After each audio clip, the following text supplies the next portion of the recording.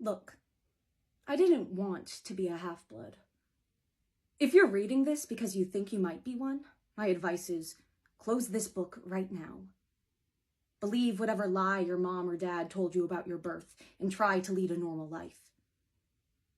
Being a half-blood is dangerous. It's scary. Most of the time, it gets you killed in painful, nasty ways. If you're a normal kid reading this because you think it's fiction, great. Read on. I envy you for being able to believe that none of this ever happened. But if you recognize yourself in these pages, if you feel something stirring inside, stop reading immediately. You might be one of us. And once you know that, it's only a matter of time before they sense it too. And they'll come for you. Don't say I didn't warn you.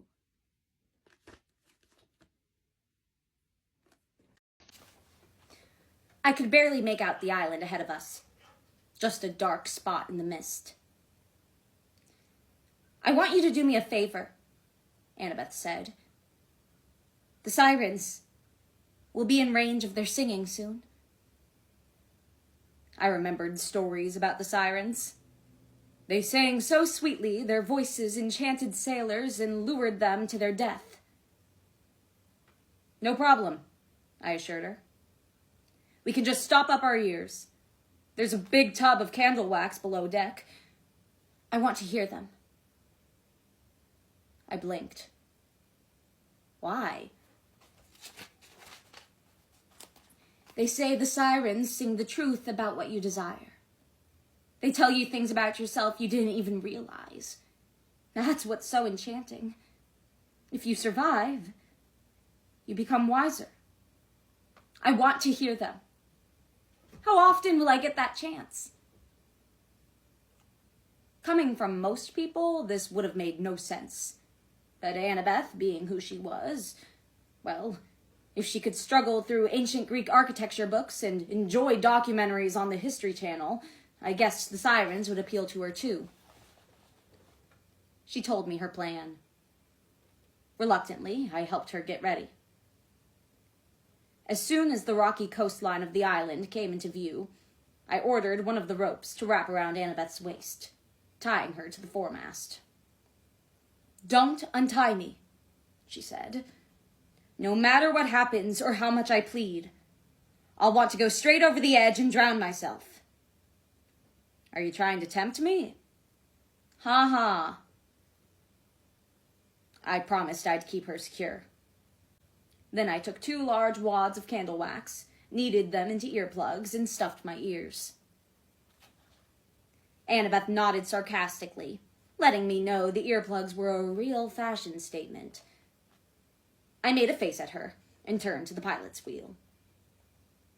The silence was eerie. I couldn't hear anything but the rush of blood in my head. As we approached the island, jagged rocks loomed out of the fog. I willed the Queen Anne's Revenge to skirt around them. If we sailed any closer, those rocks would shred our hull like blender blades. I glanced back. At first, Annabeth seemed totally normal. Then she got a puzzled look on her face. Her eyes widened. She strained against the ropes. She called my name. I could tell just from reading her lips. Her expression was clear. She had to get out. This was life or death. I had to let her out of the ropes right now. She seemed so miserable, it was hard not to cut her free. I forced myself to look away. I urged the Queen Anne's Revenge to go faster. I still couldn't see much of the island. Just mist and rocks, but floating in the water were pieces of wood and fiberglass, the wreckage of old ships, even some flotation cushions from airplanes. How could music cause so many lives to veer off course? I mean, sure, there were some top 40 songs that made me want to take a fiery nosedive, but still, what could the sirens possibly sing about? For one dangerous moment, I understood Annabeth's curiosity. I was tempted to take out the earplugs, just to get a taste of the song. I could feel the sirens' voices vibrating in the timbers of the ship, pulsing along with the roar of blood in my ears. Annabeth was pleading with me. Tears streamed down her cheeks. She strained against the ropes, as if they were holding her back from everything she cared about. "How could you be so cruel?" she seemed to be asking me. "I thought you were my friend." I glared at the misty island. I wanted to uncap my sword, but there was nothing to fight. How do you fight a song? I tried hard not to look at Annabeth. I managed it for about 5 minutes. That was my big mistake. When I couldn't stand it any longer, I looked back and found a heap of cut ropes, an empty mast. Annabeth's bronze knife lay on the deck. Somehow she'd managed to wriggle it into her hand. I'd totally forgotten to disarm her. I rushed to the side of the boat and saw her, paddling madly for the island, the waves carrying her straight toward the jagged rocks.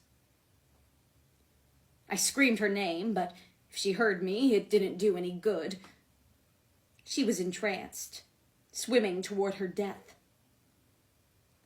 I looked back at the pilot's wheel and yelled, "Stay!" Then I jumped over the side. I sliced into the water and willed the currents to bend around me, making a jet stream that shot me forward. I came to the surface and spotted Annabeth, but a wave caught her, sweeping her between two razor-sharp fangs of rock. I had no choice. I plunged after her. I dove under the wrecked hull of a yacht, wove through a collection of floating metal balls on chains that I realized were mines. I had to use all my power over water to avoid getting smashed against the rocks or tangled in nets of barbed wire strung just below the surface. I jetted between the two rock fangs and found myself in a half-moon-shaped bay. The water was choked with more rocks and shipwreckage and floating mines. The beach was black volcanic sand. I looked around desperately for Annabeth. There she was.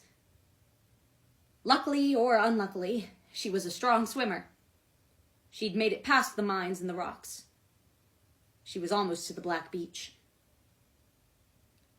Then the mist cleared and I saw them. The sirens. Imagine a flock of vultures the size of people, with dirty black plumage, gray talons, and wrinkled pink necks. Now imagine human heads on top of those necks, but the heads kept changing. I couldn't hear them, but I could see that they were singing. As their mouths moved, their faces morphed into people I knew. My mom, Poseidon, Grover, Tyson, Chiron. All the people I most wanted to see. They smiled reassuringly, inviting me forward. But no matter what shape they took, their mouths were greasy and caked with the remnants of old meals. Like vultures, they'd been eating with their faces, and it didn't look like they'd been feasting on monster donuts. Annabeth swam toward them.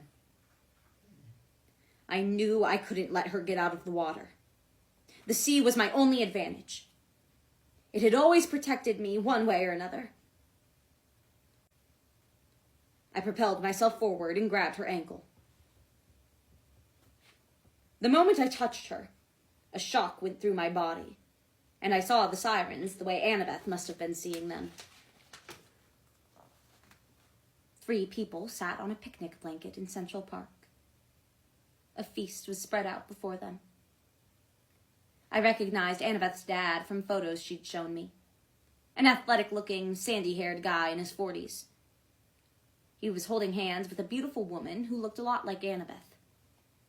She was dressed casually, in blue jeans and a denim shirt and hiking boots. But something about the woman radiated power. I knew that I was looking at the goddess Athena. Next to them sat a young man, Luke. The whole scene glowed in a warm, buttery light. The three of them were talking and laughing, and when they saw Annabeth, their faces lit up with delight. Annabeth's mom and dad held out their arms invitingly. Luke grinned and gestured for Annabeth to sit next to him, as if he'd never betrayed her, as if he were still her friend.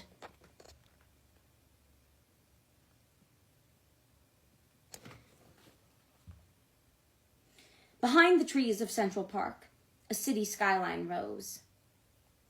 I caught my breath because it was Manhattan, but not Manhattan. It had been totally rebuilt from dazzling white marble, bigger and grander than ever, with golden windows and rooftop gardens. It was better than New York, better than Mount Olympus. I knew immediately that Annabeth had designed it all. She was the architect for a whole new world. She had reunited her parents. She had saved Luke. She had done everything she'd ever wanted. I blinked hard. When I opened my eyes, all I saw were the sirens. Ragged vultures with human faces, ready to feed on another victim. I pulled Annabeth back into the surf. I couldn't hear her, but I could tell she was screaming. She kicked me in the face, but I held on. I willed the currents to carry us out into the bay. Annabeth pummeled and kicked me, making it hard to concentrate. She thrashed so much we almost collided with a floating mine. I didn't know what to do. I'd never get back to the ship alive if she kept fighting. We went under and Annabeth stopped struggling. Her expression became confused. Then our heads broke the surface and she started to fight again. The water! Sound didn't travel well underwater. If I could submerge her long enough, I could break the spell of the music. Of course, Annabeth wouldn't be able to breathe, but at the moment, that seemed like a minor problem. I grabbed her around the waist and ordered the waves to push us down. We shot into the depths. 10 feet, 20 feet.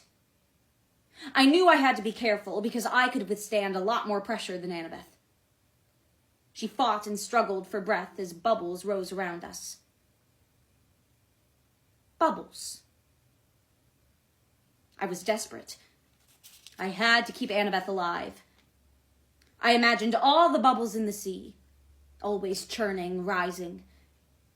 I imagined them coming together, being pulled toward me. The sea obeyed. There was a flurry of white, a tickling sensation all around me, and when my vision cleared, Annabeth and I had a huge bubble of air around us. Only our legs stuck into the water. She gasped and coughed. Her whole body shuddered, but when she looked at me, I knew the spell had been broken. She started to sob. I mean, horrible, heartbroken sobbing. She put her head on my shoulder and I held her. Fish gathered to look at us. A school of barracudas, some curious marlins. Scram, I told them. They swam off, but I could tell they went reluctantly. I swear I understood their intentions. They were about to start rumors flying around the sea about the son of Poseidon and some girl at the bottom of Sirens Bay. I'll get us back to the ship, I told her. It's okay. Just hang on. Annabeth nodded to let me know she was better now. Then she muttered something I couldn't hear because of the wax in my ears. I made the current steer our weird little air submarine. through the rocks and barbed wire, and back toward the hull of the Queen Anne's Revenge, which was maintaining a slow and steady course away from the island. We stayed underwater, following the ship, until I judged we had moved out of earshot of the sirens. Then I surfaced, and our air bubble popped. I ordered a rope ladder to drop over the side of the ship, and we climbed aboard. I kept my earplugs in just to be safe. We sailed until the island was completely out of sight. Annabeth sat huddled in a blanket on the forward deck. Finally, she looked up, dazed and sad, and mouthed, "Safe." I took out the earplugs. No singing. The afternoon was quiet, except for the sound of the waves against the hull. The fog had burned away to a blue sky, as if the island of the sirens had never existed. I woke with a start. There was a banging on the door. Grover flew inside without waiting for permission. "Percy!" he stammered. "Annabeth, on the hill, she..." The look in his eyes told me something was terribly wrong. Annabeth had been on guard duty that night, protecting the fleece. If something had happened... I ripped off the covers, my blood like ice water in my veins. I threw on some clothes while Grover tried to make a complete sentence, but he was too stunned, too out of breath. "She's lying there, just lying there." I ran outside and raced across the central yard, Grover right behind me. Dawn was just breaking, but the whole camp seemed to be stirring. Word was spreading. Something huge had happened. A few campers were already making their way toward the hill. Satyrs and nymphs and heroes in a weird mix of armor and pajamas. I heard the clop of horse hooves, and Chiron galloped up behind us, looking grim. "Is it true?" he asked Grover. Grover could only nod, his expression dazed. I tried to ask what was going on, but Chiron grabbed me by the arm and effortlessly lifted me onto his back. Together, we thundered up Half-Blood Hill, where a small crowd had started to gather. I expected to see the fleece missing from the pine tree, but it was still there, glittering in the first light of dawn. The storm had broken, and the sky was blood red. "Curse the Titan Lord," Chiron said. "He's tricked us again, given himself another chance to control the prophecy." "What do you mean?" I asked.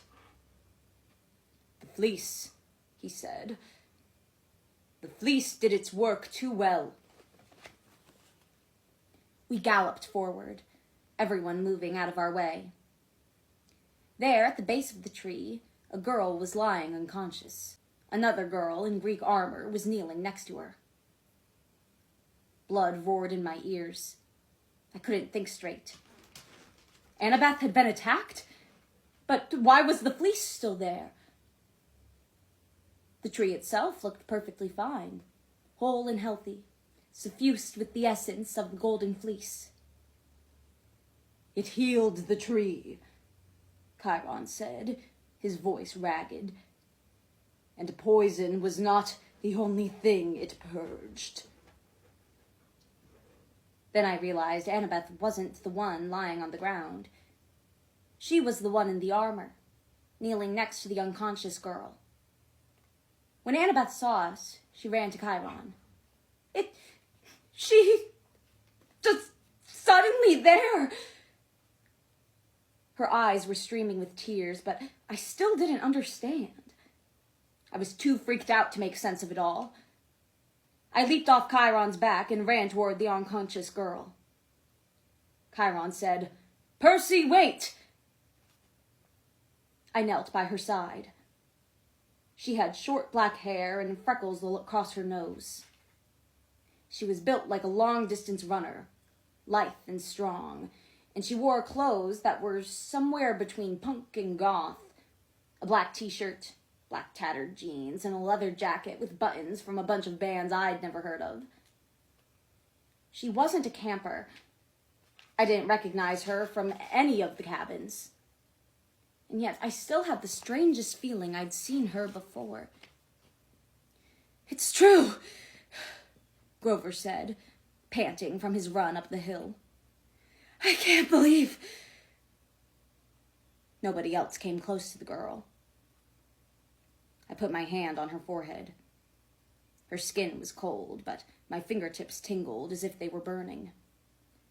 "She needs nectar and ambrosia," I said. She was clearly a half-blood, whether she was a camper or not. I could sense that from just one touch. I didn't understand why everyone was acting so scared. I took her by the shoulders and lifted her into a sitting position, resting her head on my shoulders. "Come on!"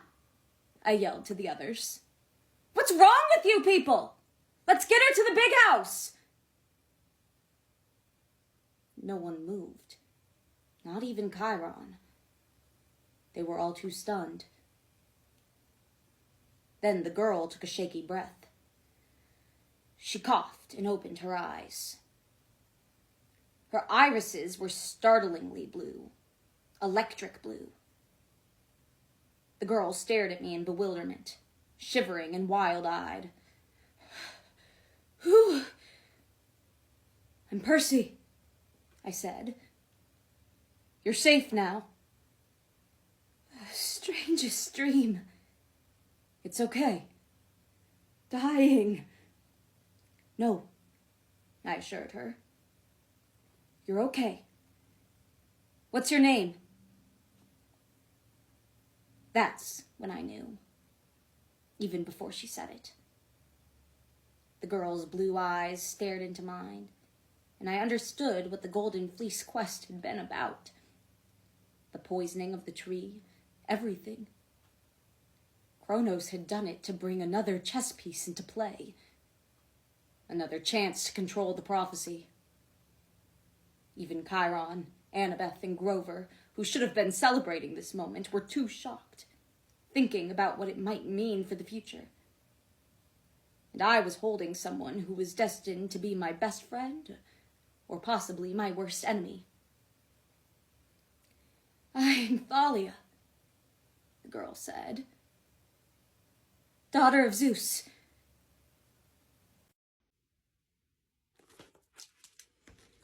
There was a knock on the door, and Nico D'Angelo came huffing into the parlor, his cheeks bright red from the cold.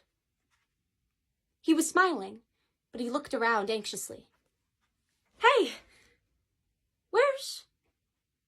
Where's my sister?" Dead silence. I stared at Chiron. I couldn't believe nobody had told him yet.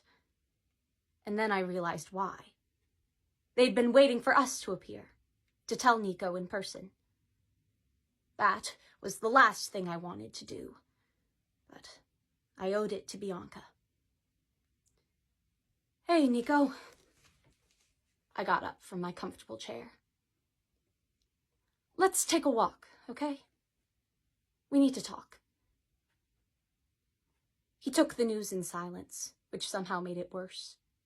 I kept talking, trying to explain how it had happened, how Bianca had sacrificed herself to save the quest. But I felt like I was only making things worse. "She wanted you to have this." I brought out the little god figurine Bianca had found in the junkyard. Nico held it in his palm and stared at it.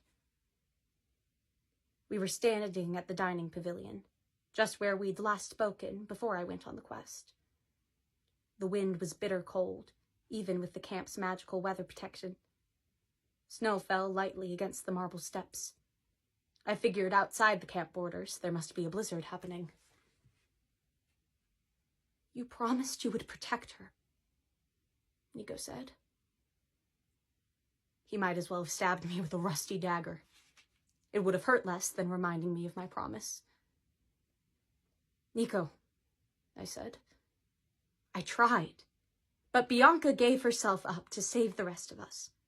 I told her not to, but you promised." He glared at me, his eyes rimmed with red. He closed his small fist around the god statue. I shouldn't have trusted you. His voice broke. You lied to me. My nightmares were right. Wait, what nightmares? He flung the god statue to the ground. It clattered across the icy marble. I hate you! She might be alive, I said desperately. I don't know for sure. She's dead. He closed his eyes. His whole body trembled with rage. I should have known it earlier. She's in the fields of Asphodel, standing before the judges right now, being evaluated. I can feel it. What do you mean you can feel it? Before he could answer, I heard a new sound behind me. A hissing, clattering noise I recognized all too well. I drew my sword and Nico gasped. I whirled and found myself facing 4 skeleton warriors. They grinned fleshless grins and advanced with swords drawn. I wasn't sure how they'd made it inside the camp, but it didn't matter. I'd never get help in time. You're trying to kill me! Nico screamed. You brought these things. No! I mean, yes, they followed me, but no! Nico, run! They can't be destroyed. I don't trust you! The first skeleton charged. I knocked aside its blade, but the other 3 kept coming. I sliced one in half, but immediately it began to knit back together. I knocked another's head off, but it just kept fighting. Run, Nico! I yelled. Get help! No! He pressed his hands to his ears. I couldn't fight for it once, not if they wouldn't die. I slashed, whirled, blocked, jabbed, but they kept advancing. It was only a matter of seconds before the zombies overpowered me. No! Nico shouted louder. Go away! The ground rumbled beneath me. The skeletons froze. I rolled out of the way just as a crack opened at the feet of the 4 warriors. The ground ripped apart like a snapping mouth. Flames erupted from the fissure, and the earth swallowed the skeletons in one loud crunch. Silence. In the place where the skeletons had stood, a 20-foot-long scar wove across the marble floor of the pavilion. Otherwise, there was no sign of the warriors. Awestruck, I looked to Nico. How did you? Go away! He yelled. I hate you! I wish you were dead! The ground didn't swallow me up, but Nico ran down the steps, heading toward the woods. I started to follow, but slipped and fell to the icy steps. When I got up, I noticed what I'd slipped on. I picked up the god statue Bianca had retrieved from the junkyard for Nico. The only statue he didn't have, she'd said. A last gift from his sister. I stared at it with dread, because now I understood why the face looked familiar. I'd seen it before. It was a statue of Hades, Lord of the Dead.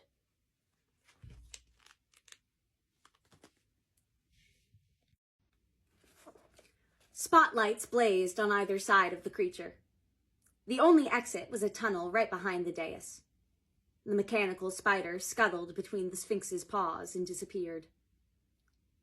Annabeth started forward, but the Sphinx roared, showing fangs in her otherwise human face. Bars came down on both tunnel exits, behind us and in front. Immediately, the monster's snarl turned into a brilliant smile. Welcome, lucky contestants, she announced. Get ready to play. Answer that riddle. Canned applause blasted from the ceiling, as if there were invisible loudspeakers.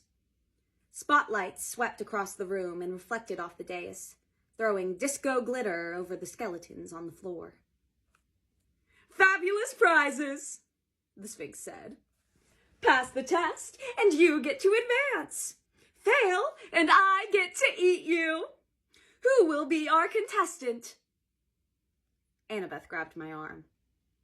"I've got this," she whispered. "I know what she's going to ask." I didn't argue too hard. I didn't want Annabeth getting devoured by a monster, but I figured if the Sphinx was going to ask riddles, Annabeth was the best one of us to try. She stepped forward to the contestants' podium, which had a skeleton in a school uniform hunched over it. She pushed the skeleton out of the way, and it clattered to the floor. "Sorry," Annabeth told it. "Welcome, Annabeth Chase," the monster cried, though Annabeth hadn't said her name. "Are you ready for your test?" "Yes," she said. "Ask your riddle." 20 riddles, actually," the Sphinx said gleefully. "What? But back in the old days..." "Oh, we've raised our standards. To pass, you must show proficiency in all 20. Isn't that great?" Applause switched on and off like somebody turning a faucet. Annabeth glanced at me nervously.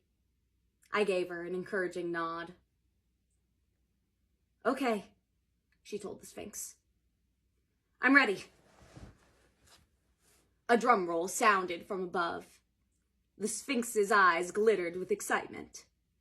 "What is the capital of Bulgaria?" Annabeth frowned. For a terrible moment, I thought she was stumped. "Sophia," she said. "But..." "Correct!" More canned applause. The Sphinx smiled so wide her fangs showed. "Please be sure to mark your answer clearly on your test sheet with a number 2 pencil." "What?" Annabeth looked mystified. Then a test booklet appeared on the podium in front of her, along with a sharpened pencil. "Make sure you bubble each answer clearly and stay inside the circle," the Sphinx said. "If you have to erase completely, or the machine will not be able to read your answers." "What machine?" Annabeth asked.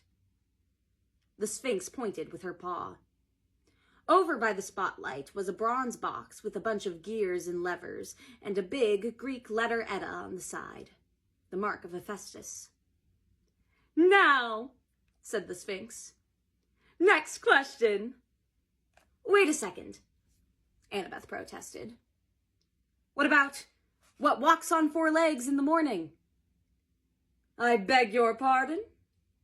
the Sphinx said, clearly annoyed now. "The riddle about man. He walks on 4 legs in the morning, like a baby, 2 legs in the afternoon, like an adult, and 3 legs in the evening, as an old man with a cane. That's the riddle you used to ask." "Exactly why we changed the test," the Sphinx exclaimed. "You already knew the answer. Now, second question. What is the square root of 16? 4, Annabeth said. "But..." "Correct! Which U.S. president signed the Emancipation Proclamation?" "Abraham Lincoln, but..." "Correct! Riddle number 4. How much..." "Hold up!" Annabeth shouted. I wanted to tell her to stop complaining. She was doing great. She should just answer the questions so we could leave. "These aren't riddles," Annabeth said. "What do you mean?" the Sphinx snapped. "Of course they are. This test material is specifically designed. It's just a bunch of dumb, random facts," Annabeth insisted. "Riddles are supposed to make you think." "Think?" the Sphinx frowned. "How am I supposed to test whether you can think? That's ridiculous. Now, how much force is required?" "Stop!" Annabeth insisted. "This is a stupid test." Annabeth," Grover cut in nervously. "Maybe you should just, finish first and complain later." "I'm a child of Athena," she insisted, "and this is an insult to my intelligence. I won't answer these questions." Part of me was impressed with her for standing up like that. But part of me thought her pride was going to get us all killed. The spotlights glared. The Sphinx's eyes glittered pure black. "Why then, my dear," the monster said calmly, "if you won't pass, you fail. And since we can't allow any children to be held back, you'll be eaten." The Sphinx bared her claws, which gleamed like stainless steel. She pounced at the podium. Literally no one asked for this one. Sometimes we just have to do things for ourselves, and I've always said that. "The Telchines betrayed the gods," Annabeth said. "They were practicing dark magic. I don't know what exactly, but Zeus banished them to Tartarus. With Kronos." She nodded. "We have to get out." No sooner had she said that than the door to the classroom exploded, and young Telchines came pouring out. They stumbled over each other, trying to figure out which way to charge. "Put your cap back on," I said. "Get out!" "What?" Annabeth shrieked. "No! I'm not leaving you. I've got a plan. I'll distract them. You can use the metal spider. Maybe it'll lead you back to Hephaestus. You have to tell him what's going on." "But you'll be killed." "I'll be fine. Besides, we've got no choice." Annabeth glared at me like she was going to punch me. And then she did something that surprised me even more. She kissed me. "Be careful, Seaweed Bray." She put on her hat and vanished.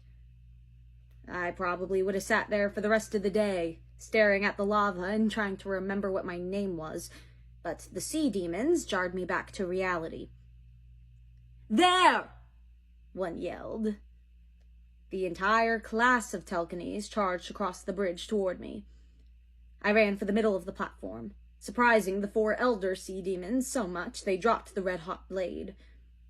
It was about 6 feet long and curved like a crescent moon.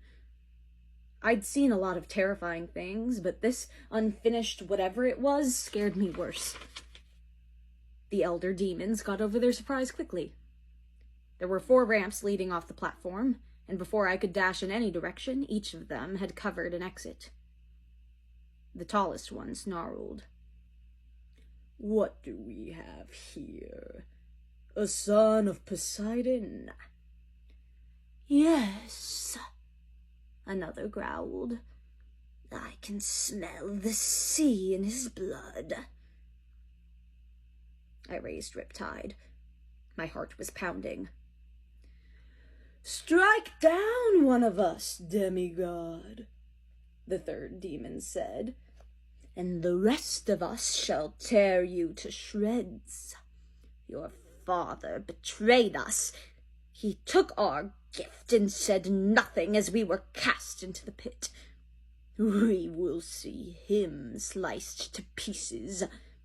He and all the other Olympians." I wished I had a plan. I wished I hadn't been lying to Annabeth. I'd wanted her to get out safely, and I hoped she'd been sensible enough to do it. But now it was dawning on me that this might be the place I would die. No prophecies for me. I would get overrun in the heart of a volcano by a pack of dog-faced sea lion people. The young Telchines were at the platform now, too, snarling and waiting to see how their 4 elders would deal with me. I felt something burning against the side of my leg. The ice whistle in my pocket was getting colder. If I ever needed help, now was the time. But I hesitated. I didn't trust Quintus's gift. Before I could make up my mind, the tallest Telchine said, "Let us see how strong he is. Let us see how long it takes him to burn." He scooped some lava out of the nearest furnace. It set his fingers ablaze, but this didn't seem to bother him at all. The other elder Telkenes did the same. The first one threw a glop of molten rock at me and set my pants on fire. 2 more splattered across my chest. I dropped my sword in sheer terror and swatted at my clothes. Fire was engulfing me. Strangely, it felt only warm at first, but it was getting hotter by the instant. "Your father's nature protects you," one said. "Makes you hard to burn. But not impossible, youngling. Not impossible." They threw more lava at me, and I remember screaming. My whole body was on fire. The pain was worse than anything I'd ever felt. I was being consumed. I crumpled to the middle floor and heard the sea demon children howling in delight. Then I remembered the voice of the river naiad at the ranch. The water is within me. I needed the sea. I felt a tugging sensation in my gut, but I had nothing around to help me. Not a faucet or a river, not even a petrified seashell this time. And besides, the last time I'd unleashed my power at the stables, there'd been that scary moment when it had almost gotten away from me. We found Rachel Elizabeth Dare in front of the Marriott marquee, and she was completely painted gold. I mean, her face, her hair, her clothes, everything. She looked like she'd been touched by King Midas. She was standing like a statue with 5 other kids, all painted metallic. Copper, bronze, silver. They were frozen in different poses while tourists hustled past or stopped to stare. Some passerby threw money at the tarp on the sidewalk. The sign at Rachel's feet said, "Urban art for kids. Donations appreciated." Annabeth and I stood there for like 5 minutes, staring at Rachel. But if she noticed us, she didn't let on. She didn't move or even blink that I could see. Being ADHD and all, I could not have done that. Standing still that long would have driven me crazy. It was weird to see Rachel in gold, too. She looked like a statue or somebody famous, an actress or something. Only her eyes were normal green. "Maybe if we push her over," Annabeth suggested. I thought that was a little mean, but Rachel didn't respond. After a few minutes, a kid in silver walked up from the hotel taxi stand where he'd been taking a break. He took a pose like he was lecturing the crowd, right next to Rachel. Rachel unfroze and stepped off the tarp. "Hey, Percy," she grinned. "Good timing. Let's get some coffee." We walked down to a place called the Java Moose on West 43rd. Rachel ordered an espresso extreme, the kind of stuff Grover would like. Annabeth and I got fruit smoothies, and we sat at a table right under the stuffed moose. Nobody even looked twice at Rachel in her golden outfit. "So," she said, "it's Annabelle, right?" "Annabeth," Annabeth corrected. "Do you always dress in gold?" "Not usually," Rachel said. "We're raising money for our group. We do volunteer art projects for elementary kids because they're cutting art from the schools, you know? We do this once a month, take in about $500 on a good weekend. But I'm guessing you don't want to talk about that. You're a half-blood too?" "Shh," Annabeth said, looking around. "Just announce it to the world, how about?" "Okay." Rachel stood up and said really loud, "Hey, everybody! These 2 aren't human. They're half Greek god." Nobody even looked over. Rachel shrugged and sat down. "They don't seem to care." "That's not funny," Annabeth said. "This isn't a joke, mortal girl." "Hold it, you 2, I said. "Just calm down." "I'm calm," Rachel insisted. "Every time I'm around you, some monster attacks us. What's to be nervous about?" "Look," I said, "I'm sorry about the band room. I hope they didn't kick you out or anything." "Nah, they asked me a lot of questions about you. I played dumb. Was it hard? Annabeth asked. Okay, stop, I intervened. Rachel, we've got a problem, and we need your help. Rachel narrowed her eyes at Annabeth. You need my help? Annabeth stirred her straw in her smoothie. Yeah, she said sullenly. Maybe. I told Rachel about the labyrinth and how we needed to find Daedalus. I told her what had happened the last few times we'd gone in. So, you want me to guide you, she said, through a place I've never been. You can see through the mist, I said. Just like Ariadne. I'm betting you can see the right path. The labyrinth won't be able to fool you as easily. And if you're wrong, then we'll get lost. Either way, it'll be dangerous. Very, very dangerous. I could die? Yeah. I thought you said monsters don't care about mortals. That sword of yours? Yeah, I said. Celestial bronze doesn't hurt mortals. Most monsters would ignore you. But Luke, he doesn't care.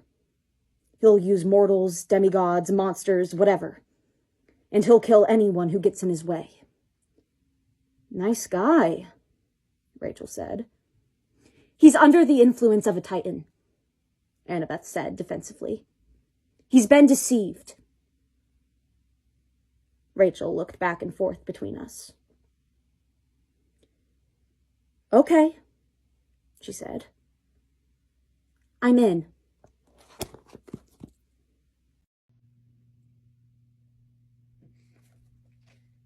Kronos' cavalry swirled around us, slashing and yelling insults. The Titan himself advanced leisurely, like he had all the time in the world. Being the Lord of Time, I guess he did. I tried to wound his men, not kill. That slowed me down, but these weren't monsters. They were demigods who'd fallen under Kronos' spell. I couldn't see their faces under their battle helmets, but some of them had probably been my friends. I slashed the legs off their horses and made the skeletal mounts disintegrate. After the first few demigods took a spill, the rest figured out they'd better dismount and fight me on foot. Annabeth and I stayed shoulder to shoulder, facing opposite directions. A dark shape passed over me, and I dared to glance up. Blackjack and Pork Pie were swooping in, kicking our enemies in the helmets and flying away like very large kamikaze pigeons. We'd almost made it to the middle of the bridge when something strange happened. I felt a chill down my spine, like that old saying about someone walking on your grave. Behind me, Annabeth cried out in pain. Annabeth! I turned in time to see her fall, clutching her arm. A demigod with a bloody knife stood over her. In a flash, I understood what had happened. He'd been trying to stab me. Judging from the position of his blade, he would have taken me, maybe by sheer luck, in the small of my back, my only weak point. Annabeth had intercepted the knife with her own body. But why? She didn't know about my weak spot. No one did. I locked eyes with the enemy demigod. He wore an eye patch under his war helm. Ethan Nakamura, the son of Nemesis. Somehow he'd survived the explosion on the Princess Andromeda. I slammed him in the face with my sword hilt so hard I dented his helm. Get back! I slashed the air in a wide arc, driving the rest of the demigods away from Annabeth. No one touches her! Interesting, Kronos said. He towered above me on his skeletal horse, his scythe in one hand. He studied the scene with narrowed eyes, as if he could sense that I'd just come close to death, the way a wolf can smell fear. Bravely fought, Percy Jackson, he said. But it's time to surrender, or the girl dies. Percy, don't, Annabeth groaned. Her shirt was soaked with blood. I had to get her out of here. Blackjack! I yelled. As fast as light, the Pegasus swooped down and clamped his teeth on the straps of Annabeth's armor. They soared away over the river before the enemy could even react.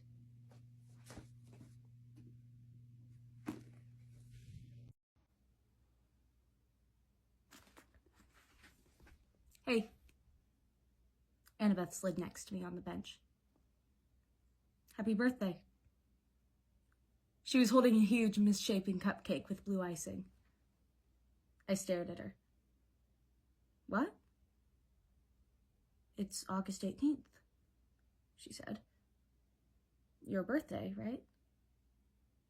I was stunned. It hadn't even occurred to me, but she was right. I had turned 16 this morning.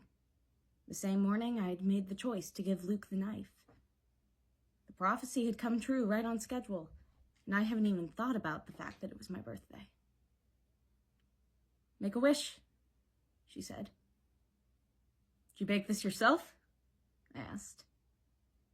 Tyson helped.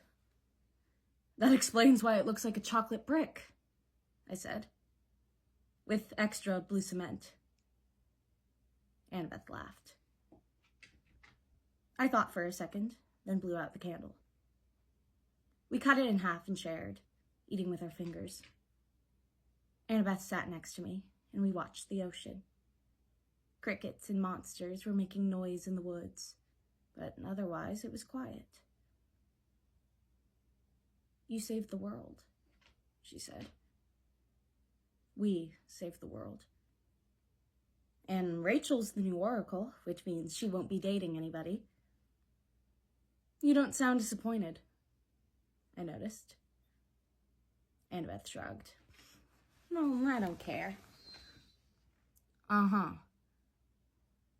She raised an eyebrow. You got something to say to me, Seaweed Brain? You'd probably kick my butt. You know I'd kick your butt. I brushed the cake off my hands. When I was at the River Styx, turning invulnerable, Nico said I had to concentrate on something that kept me anchored to the world, that made me want to stay mortal. Annabeth kept her eyes on the horizon. Yeah? Then, up on Olympus, I said, when they wanted to make me a god and stuff, I kept thinking, oh, you so wanted to. Well, maybe a little, but I didn't, because I thought, I didn't want things to stay the same for eternity, because things could always get better. And I was thinking, my throat felt really dry. Anyone in particular? Annabeth asked, her voice soft. I looked over and saw that she was trying not to smile. You're laughing at me, I complained. I am not. You are so not making this easy. Then she laughed for real, and she put her hands around my neck. I am never, ever going to make things easy for you, Seaweed Brain. Get used to it. When she kissed me, I had the feeling my brain was melting right through my body. I could have stayed that way forever, except a voice behind us growled, "Well, it's about time!" Suddenly, the pavilion filled with torchlight and campers. Clarice led the way as the eavesdroppers charged and hoisted us onto their shoulders. Oh, come on, I complained. Is there no privacy? The lovebirds need to cool off, Clarice said with glee. The canoe lake, Connor Stoll shouted. With a huge cheer, they carried us down the hill, but they kept us close enough to hold hands. Annabeth was laughing, and I couldn't help laughing too, even though my face was completely red. We held hands right up to the moment they dumped us in the water. Afterward, I had the last laugh. I made an air bubble at the bottom of the lake. Our friends kept waiting for us to come up, but hey, when you're the son of Poseidon, you don't have to hurry. And it was pretty much the best underwater kiss of all time.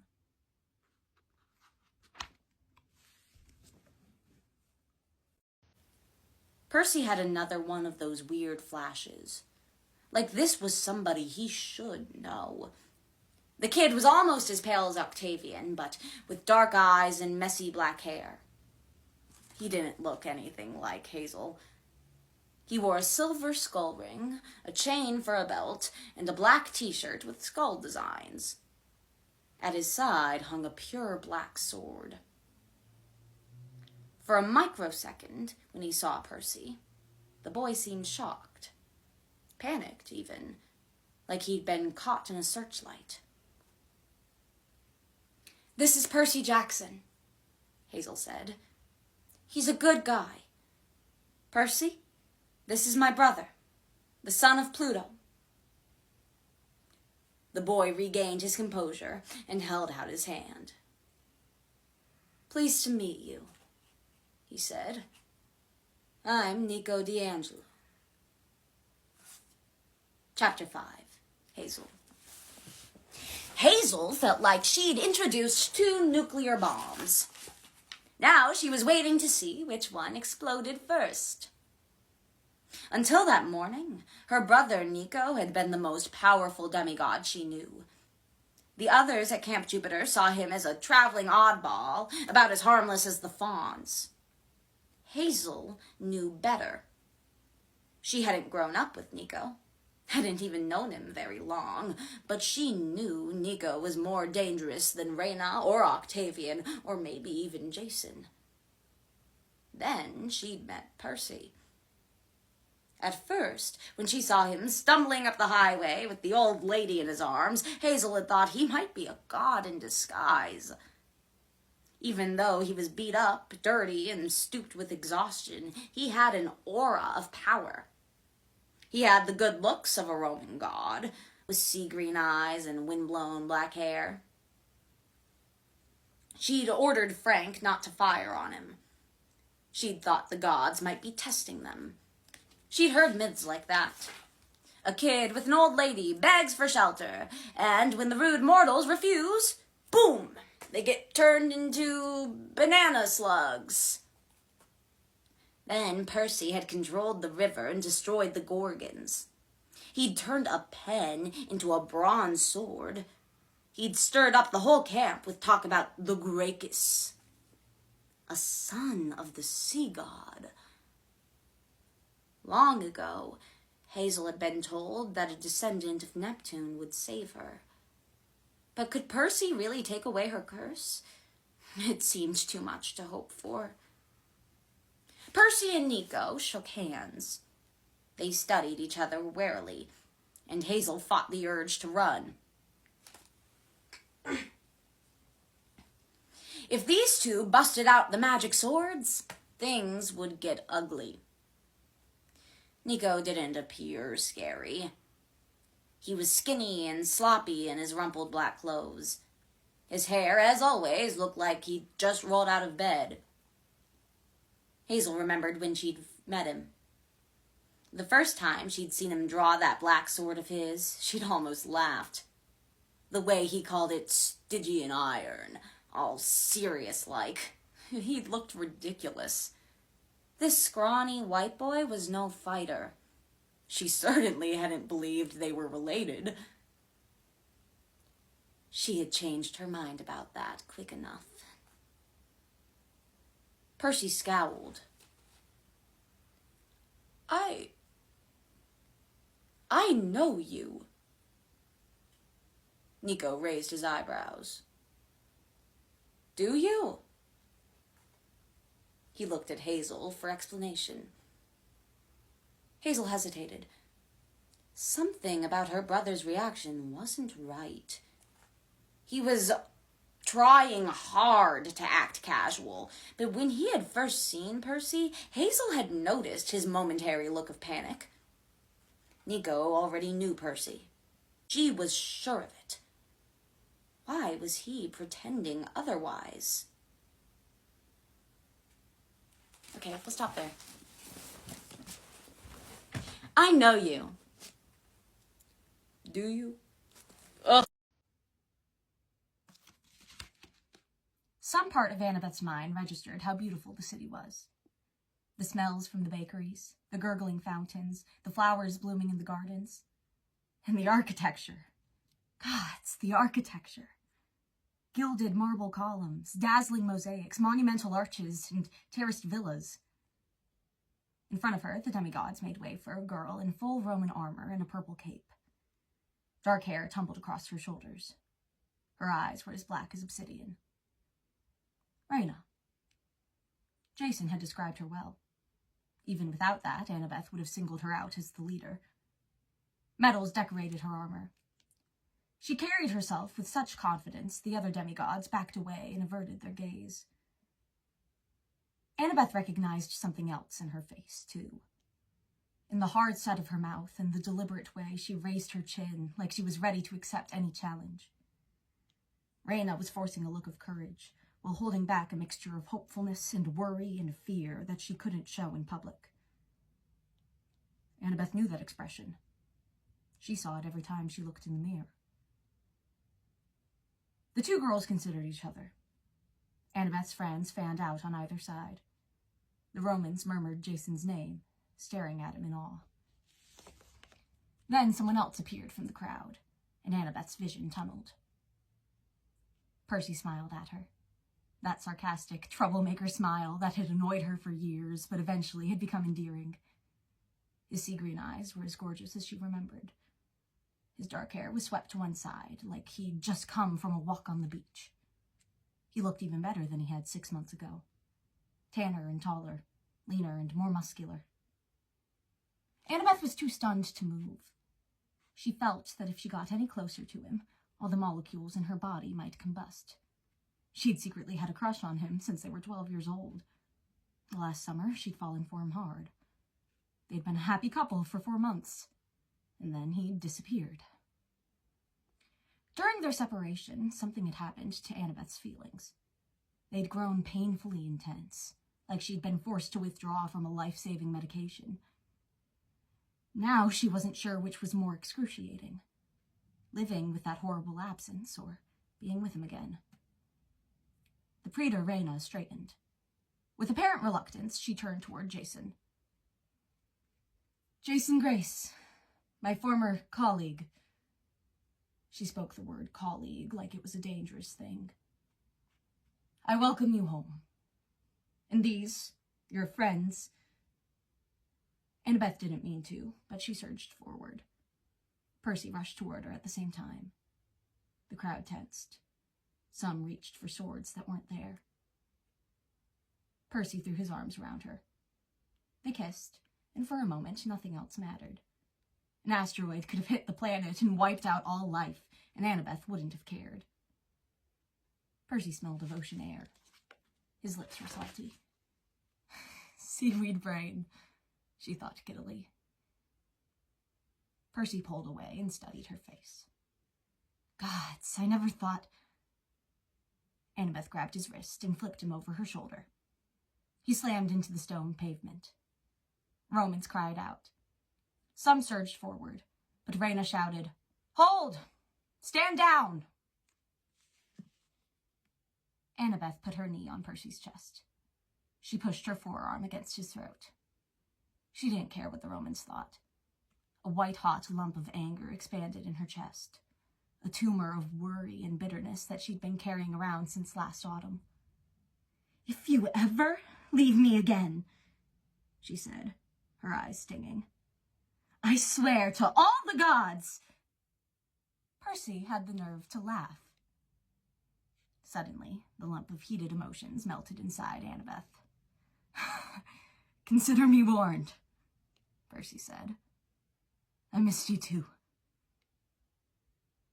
Annabeth rose and helped him to his feet. She wanted to kiss him again so badly, but she managed to restrain herself. Jason cleared his throat.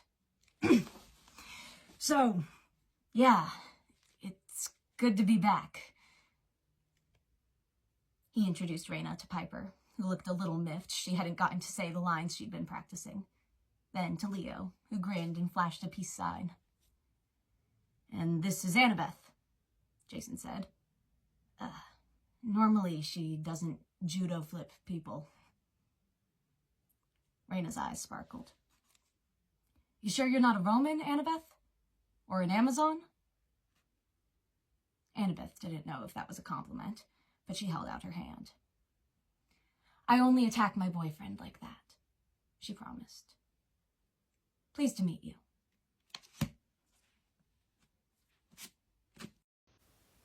She smiled, and for the first time, Leo could clearly see her face. She really was pretty. Her eyes were bluer than he'd realized. How had he missed that? Why? Leo asked. You don't think you can still save Narcissus? Save Narcissus, she said confidently. And even though it was only an echo, Leo could tell that she meant it. She'd been given a second chance at life, and she was determined to use it to save the guy she loved, even if he was a completely hopeless, though very handsome, moron. Leo wanted to protest, but Echo leaned forward and kissed him on the cheek, then pushed him away gently. Leo, come on, Hazel called. The other nymphs were starting to recover. They wiped the lime out of their eyes, which was now glowing green with anger. Leo looked for Echo again, but she had dissolved into the scenery. Yeah, he said, his throat dry. Yeah, okay. He climbed up behind Hazel. Arion took off across the water, and the nymphs screaming behind them, and Narcissus shouting, Bring me back! Bring me back! As Arion raced toward the Argo II, Leo remembered what Nemesis had said about Echo and Narcissus. Perhaps they'll teach you a lesson. Leo had thought she'd meant Narcissus, but now he wondered if the real lesson for him was Echo. Invisible to her brethren, cursed to love someone who didn't care for her. A seventh wheel. He tried to shake that thought. He clung to the sheet of bronze like a shield. He was determined to never forget Echo's face. She deserved at least one person who saw her and knew how good she was. Leo closed his eyes, but the memory of her smile was already fading.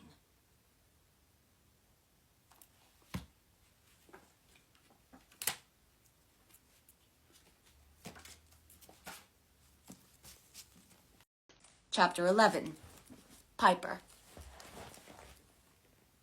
If not for the horses, Piper would have died.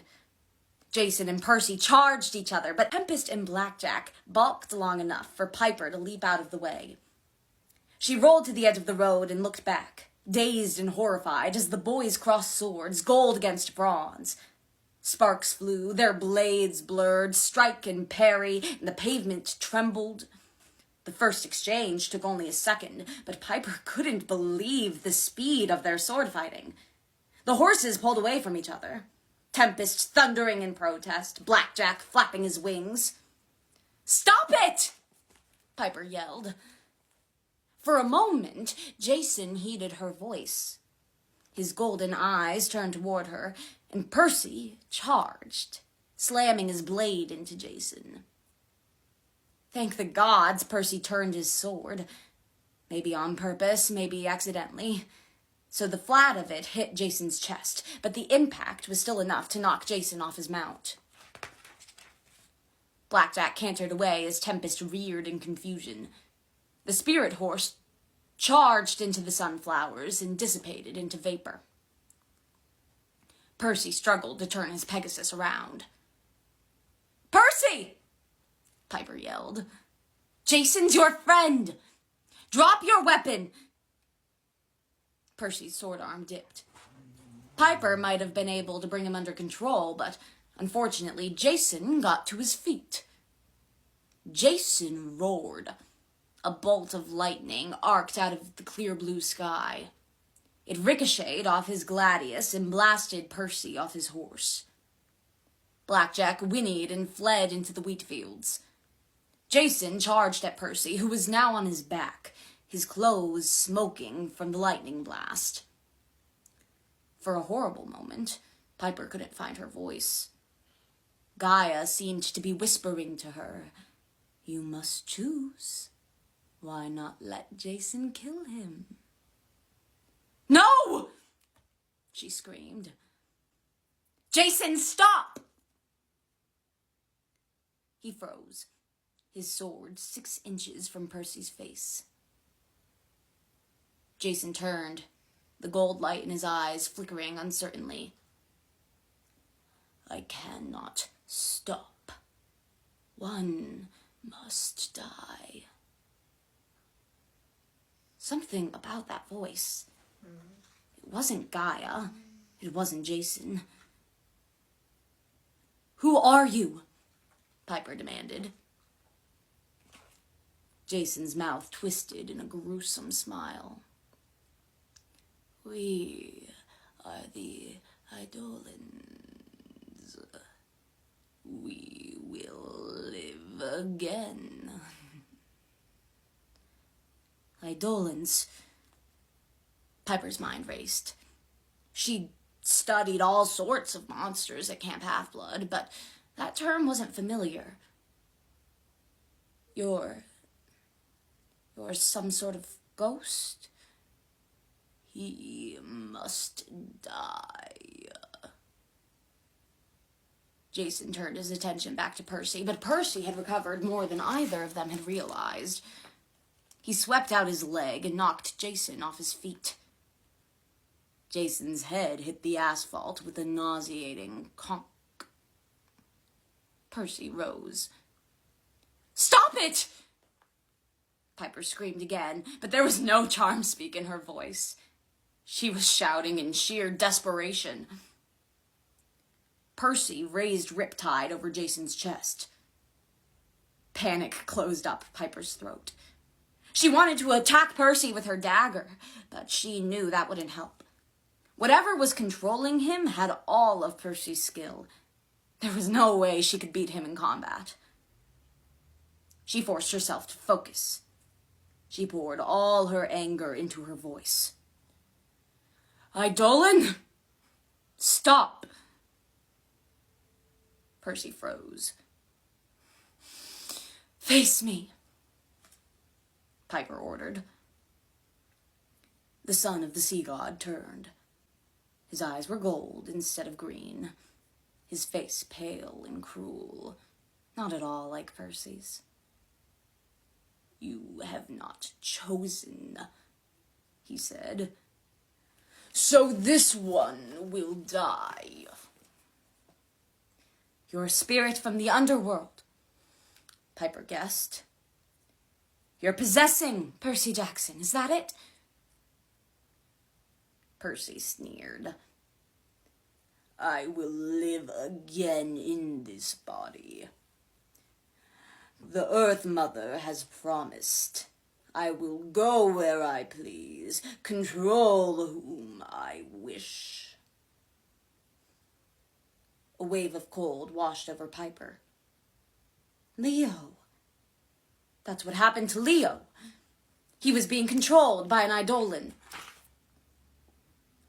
The thing in Percy's form laughed without humor. Too late, you realize. You can trust no one." Jason still wasn't moving. Piper had no help, no way to protect him. Behind Percy, something rustled in the wheat. Piper saw the tip of a black wing and Percy began to turn toward the sound. "Ignore it!" she yelped. "Look at me!" Percy obeyed. "You cannot stop me. I will kill Jason Grace." Behind him, Blackjack emerged from the wheat field, moving with surprising stealth for such a large animal. "You won't kill him," Piper ordered. But she wasn't looking at Percy. She locked eyes with the Pegasus, pouring all her power into her words and hoping Blackjack would understand. "You will knock him out." The charm speak washed over Percy. He shifted his weight indecisively. "I will knock him out." "Oh, sorry." Piper smiled. "I wasn't talking to you." Blackjack reared and brought his hoof down on Percy's head. Percy crumpled to the pavement next to Jason. "Oh, gods!" Piper ran to the boys. "Blackjack, you didn't kill him, did you?" The Pegasus snorted. Piper couldn't speak horse, but she thought he might have said, "Please, I know my own strength." Tempest was nowhere to be seen. The lightning steed had apparently returned to wherever storm spirits live on clear days. Piper checked on Jason. He was breathing steadily, but 2 knocks on the skull in 2 days couldn't have been good for him. Then she examined Percy's head. She didn't see any blood, but a large knot was forming where the horse had kicked him. "We have to get them both back to the ship," she told Blackjack. The Pegasus bobbed his head in agreement. He knelt to the ground so that Piper could drape Percy and Jason over his back. After a lot of hard work, unconscious boys were heavy. She got them reasonably secured, climbed onto Blackjack's back herself, and they took off for the ship. 14. Percy. Percy had seen Frank surrounded by cannibal ogres, facing down an unkillable giant, and even unleashing Thanatos, the god of death. But he'd never seen Frank look as terrified as he did now, finding the 2 of them passed out in the stables. "What?"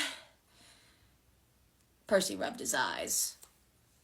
"Oh, we just fell asleep." Frank swallowed. He was dressed in running shoes, dark cargo pants, and a Vancouver Winter Olympics t-shirt with his Roman Centurion badge pinned to the neck, which seemed either sad or hopeful to Percy, now that they were renegades.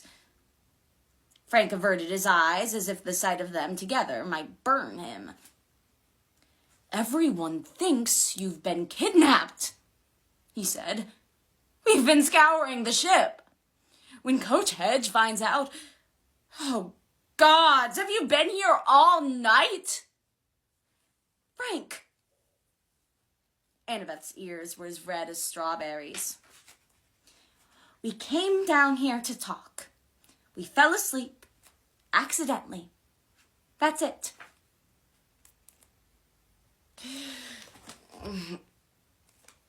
"Kissed a couple times," Percy said. Annabeth glared at him. "Not helping." "We'd better..." Frank pointed to the stable doors. We're supposed to meet for breakfast. Would you explain what you did? Didn't do? I really don't want that fawn, satyr to kill me." Frank ran. When everyone finally gathered in the mess hall, it wasn't quite as bad as Frank had feared. Jason and Piper were mostly relieved.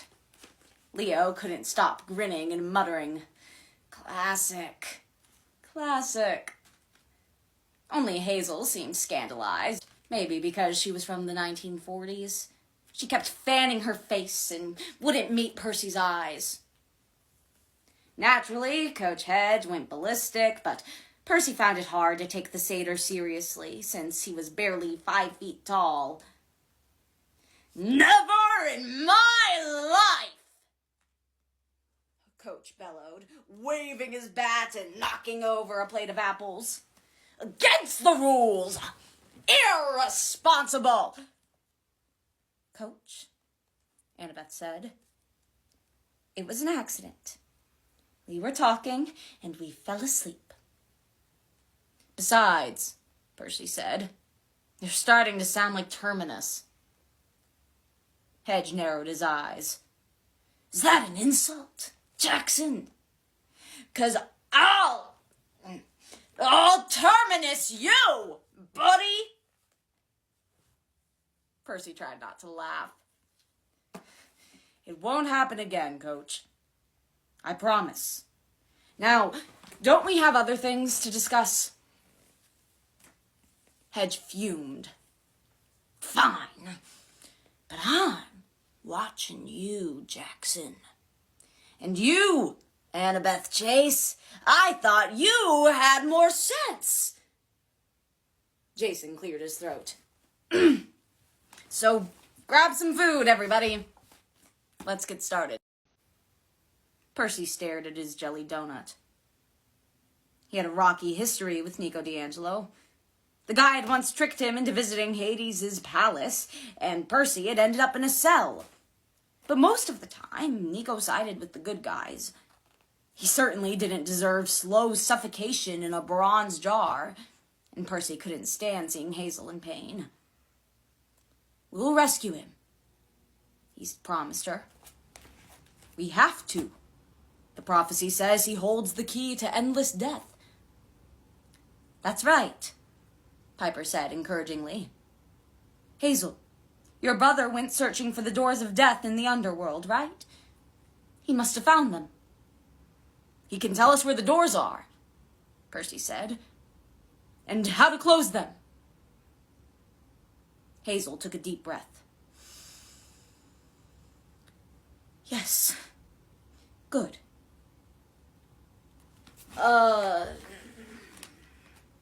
Leo shifted in his chair. "One thing. The giants are expecting us to do this, right? So we're walking into a trap?" Hazel looked at Leo like he'd made a rude gesture. "We have no choice." "Don't get me wrong, Hazel. It's just that your brother, Nico, he knew about both camps, right?" "Well, yes," Hazel said. "He's been going back and forth," Leo said. "And he didn't tell either side." Jason sat forward, his expression grim. "You're wondering if we can trust the guy. So am I." Hazel shot to her feet. "I don't believe this. He's my brother. He brought me back from the underworld, and you don't want to help him?" Frank put his hand on her shoulder. "Nobody's saying that." He glared at Leo. "Nobody had better be saying that." Leo blinked. "Look, guys, all I mean is..." "Hazel," Jason said. "Leo is raising a fair point. I remember Nico from Camp Jupiter. Now I find out he also visited Camp Half-Blood. That does strike me as, well, a little shady. Do we really know where his loyalties lie? We just have to be careful." Hazel's arms shook. A silver platter zoomed toward her and hit the wall to her left, splattering scrambled eggs.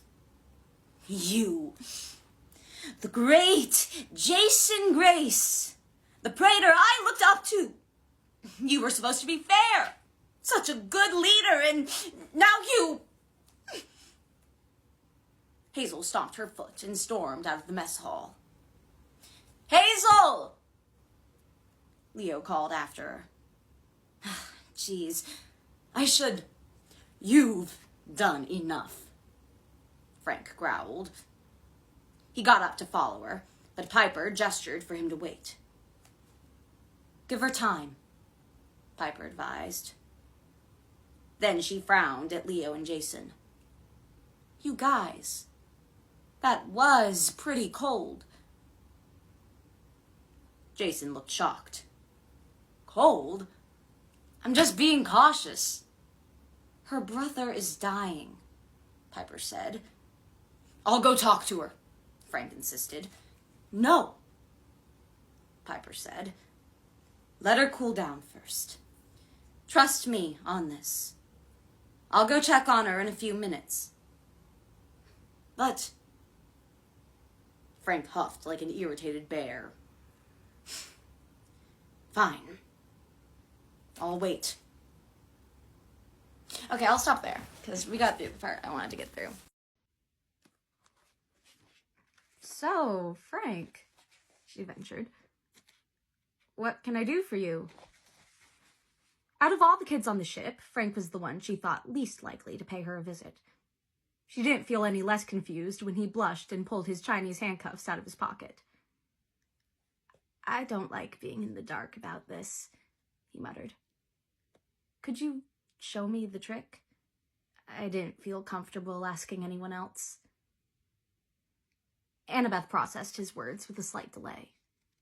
Wait, Frank was asking her for help? Then it dawned on her. Of course, Frank was embarrassed. Leo had been razzing him pretty hard. Nobody liked being a laughingstock. Frank's determined expression said that he never wanted that to happen again. He wanted to understand the puzzle, without the iguana solution. Annabeth felt strangely honored. Frank trusted her not to make fun of him. Besides, she had a soft spot for anyone who was seeking knowledge, even about something as simple as Chinese handcuffs. She patted the bunk next to her. "Absolutely. Sit down." Frank sat on the edge of the mattress, as if preparing for a quick escape. Annabeth took the Chinese handcuffs and held them next to her computer. She hit the key for an infrared scan. A few seconds later, a 3D model of the Chinese handcuffs appeared on the screen. She turned the laptop so that Frank could see. "How did you do that?" he marveled. "Cutting-edge ancient Greek technology," she said. "Okay, look. The structure is a cylindrical biaxial braid, so it has excellent resilience." She manipulated the image so it squeezed in and out like an accordion. "When you put your fingers inside, it loosens. But when you try to remove them, the circumference shrinks as the braid catches and tightens. There's no way you can pull free by struggling." Frank stared at her blankly. "But what's the answer?" "Well," she showed him some of her calculations, how the handcuffs could resist tearing under incredible stress, depending on the material used in the braid. Pretty amazing for a woven structure, right? Doctors use it for traction, and electrical contractors. But, the answer?"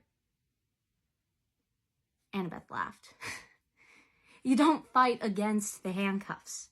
You push your fingers in, not out. That loosens the braid." "Oh." Frank tried it. "It worked." "Thanks, but couldn't you have just shown me on the handcuffs without the 3D program and the calculations?" Annabeth hesitated. Sometimes wisdom came from strange places, even from giant teenage goldfish. "I guess you're right. That was silly. I learned something too." Frank tried the handcuffs again. "It's easy when you know the solution." "Many of the best traps are simple," Annabeth said. "You just have to think about it and hope your victim doesn't." Frank nodded. He seemed reluctant to leave.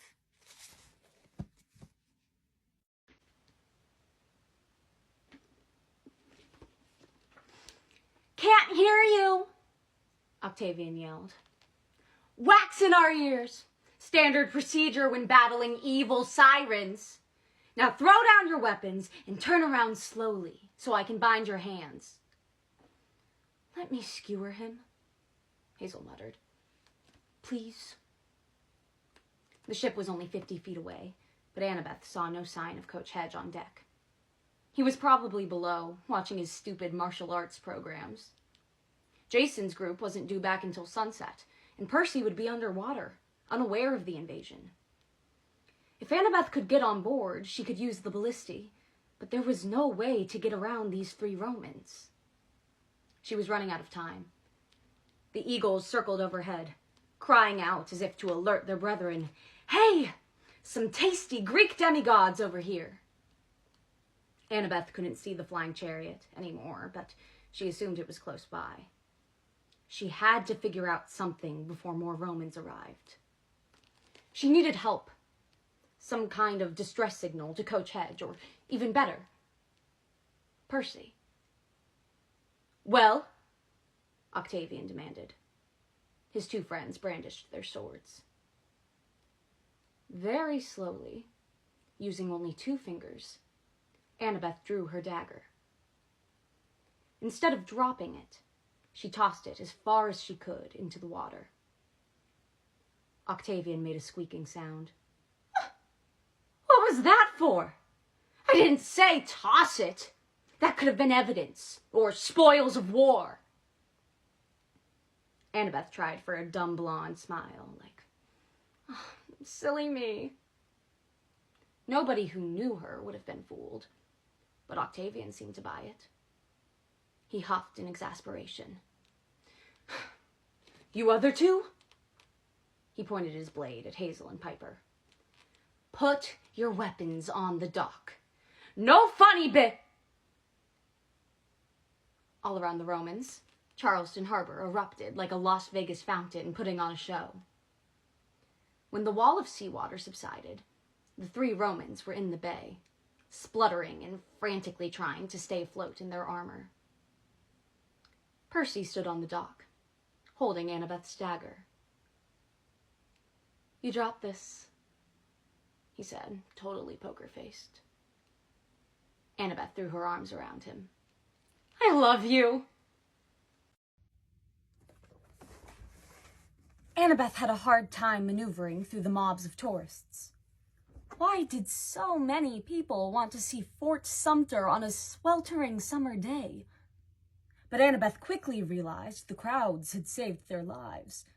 Without the chaos of all these panicked mortals, the Romans would have already surrounded their outnumbered crew. Annabeth dodged into a small room that must have been part of the garrison. She tried to steady her breathing. She imagined what it would have been like to be a Union soldier on this island in 1861, surrounded by enemies, dwindling food and supplies, no reinforcements coming. Some of the Union defenders had been children of Athena. They'd hidden an important map here, something they didn't want falling into enemy hands. If Annabeth had been one of those demigods, where would she have put it? Suddenly, the walls glistened. The air became warm. Annabeth wondered if she was hallucinating. She was about to run for the exit when the door slammed shut. The mortar between the stones blistered. The bubbles popped, and thousands of tiny black spiders swelled forth. Annabeth couldn't move. Her heart seemed to have stopped. The spiders blanketed the walls, crawling over one another, spreading across the floor and gradually surrounding her. It was impossible. This couldn't be real. Terror plunged her into memories. She was 7 years old again, alone in her bedroom in Richmond, Virginia. The spiders came at night. They crawled in waves from her closet and waited in the shadows. She yelled for her father, but her father was away for work. He always seemed to be away for work. Her stepmother came instead. "I don't mind being the bad cop. she had once told Annabeth's father, when she didn't think Annabeth could hear. "It's only your imagination," her stepmother said about the spiders. "You're scaring your baby brothers." "They're not my brothers," Annabeth argued, which made her stepmother's expression harden. Her eyes were almost as scary as the spiders. "Go to sleep now," her stepmother insisted. "No more screaming." The spiders came back as soon as her stepmother had left the room. Annabeth tried to hide under the covers, but it was no good. Eventually, she fell asleep from sheer exhaustion. She woke up in the morning, freckled with bites, cobwebs covering her eyes, her mouth, her nose. The bites faded before she even got dressed, so she had nothing to show her stepmother except cobwebs, which her stepmother thought was some sort of clever trick. "No more talk of spiders," her stepmother said firmly. "You're a big girl now." The second night, the spiders came again. Her stepmother continued to be the bad cop. Annabeth wasn't allowed to call her father and bother him with this nonsense. No, he would not come home early. The third night, Annabeth ran away from home. Later, at Camp Half-Blood, she learned that all children of Athena feared spiders. Long ago, Athena had taught the mortal weaver Arachne a hard lesson, cursing her for her pride by turning her into the first ever spider. Ever since, spiders had hated the children of Athena. But that didn't make her fear easier to deal with. Once, she'd almost killed Connor Stoll at camp for putting a tarantula in her bunk. Years later, she'd had a panic attack at a water park in Denver when Percy and she were assaulted by mechanical spiders. And the past few weeks, Annabeth had dreamed of spiders almost every night, crawling over her, suffocating her, wrapping her in webs. Now, standing in the barracks at Fort Sumter, she was surrounded. Her nightmares had come true. A sleepy voice murmured in her head, "Soon, my dear. You will meet the Weaver soon." "Gaia?" Annabeth murmured. She feared the answer, but she asked, Who is the Weaver?" The spiders became excited, swarming over the walls, swirling around Annabeth's feet like a glistening black whirlpool. Only the hope that it might be an illusion kept Annabeth from passing out from fear. "I hope you survive, child," the woman's voice said. "I would prefer you as my sacrifice, but we must let the Weaver take her revenge." Gaia's voice faded. On the far wall, in the center of the spider swarm, a red symbol blazed to life, the figure of an owl like the one on the silver drachma, staring straight at Annabeth. Then, just as in her nightmares, the mark of Athena burned across the walls, incinerating the spiders until the room was empty, except for the smell of sickly sweet ashes. "Go," said a new voice, Annabeth's mother. "Avenge me. Follow the mark." The blazing symbol of the owl faded. The garrison door burst open. Annabeth stood stunned in the middle of the room, unsure whether she'd seen something real or just a vision. An explosion shook the building. Annabeth remembered that her friends were in danger. She'd stayed here much too long. She forced herself to move. Still trembling, she stumbled outside. The ocean air helped clear her mind.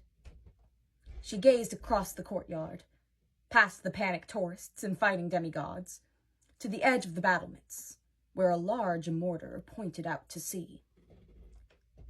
It might have been Annabeth's imagination, but the old artillery piece seemed to be glowing red. She dashed toward it. An eagle swooped at her, but she ducked and kept running. Nothing could possibly scare her as much as those spiders. Roman demigods had formed ranks and were advancing toward the Argo II, but a miniature storm had gathered over their heads. Though the day was clear all around them, thunder rumbled and lightning flashed above the Romans. Rain and wind pushed them back. Annabeth didn't stop to think about it. She reached the mortar and put her hand on the muzzle. On the plug that blocked the opening, the mark of Athena began to glow, the red outline of an owl. "In the mortar," she said. "Of course." She pried at the plug with her fingers. No luck. Cursing, she drew her dagger. As soon as the celestial bronze touched the plug shrank and loosened. Annabeth pulled it off and stuck her hand inside the cannon. Her fingers touched something cold, smooth, and metal. She pulled out a small disc of bronze the size of a tea saucer, etched with delicate letters and illustrations. She decided to examine it later. She thrust it in her pack and turned.